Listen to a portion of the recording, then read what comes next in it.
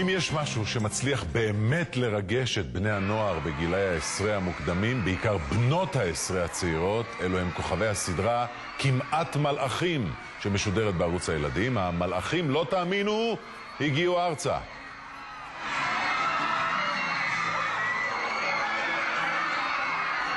ותום אבני זכה, הוא מארח אותה. שלום תום. שלום עודד. תשמע, אתה תופס אותנו בדיוק אחרי צילומים לספיישל כמעט מלאכים בערוץ הילדים, שמשודר לדעתי ממש ברגעים אלה בערוץ הילדים. ספיישל לכבוד הגעתם של שני הכוכבים מארגנטינה, לכבוד העונה השנייה שמשודרת עכשיו בערוץ הילדים של כמעט מלאכים, לכבוד סיבוב ההופעות שלהם שיגיע לכאן בסוכות. כל הבלגן וההיסטריה בגלל שני גושי הקסם האלה, מריאנה ופיטר. הולה, שלום. שלום. שלום עודד. שלום עודד. כן, עודד בן עמי. ספרו לי קצת על החוויה בישראל.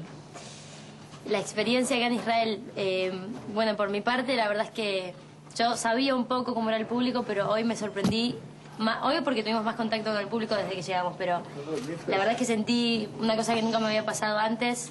Feliz de estar acá y la verdad es que no me quiero ir, me tengo que ir en 2 días ya. Feliz y gracias a toda la gente de Israel. Bueno, a mí me había pasado que es la primera vez que vengo y ya había tenido comentarios acá de la señorita.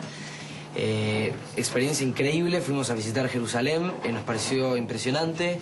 La gente, no tengo palabras para demostrar que nos hablan en castellano y tienen pronunciación como nosotros, es como impresionante. Pero la verdad que estoy muy feliz, muy contento y tampoco me quiero ir. Quiero ya estar en octubre para hacer un show en Sukkot. Sí. Estoy maravillado. תשמע עודד, אין לי שמץ של מושג מה הם אמרו, אבל אני יכול לסכם ולהגיד שההיסטריה פה חוגגת באולפני ערוץ הילדים מהבוקר. צובעים מאות ילדים על הדלתות רק כדי להחליף איתם מילה. דווקא אתה מהאולפן שלך בנווה אילן בסוף זכית.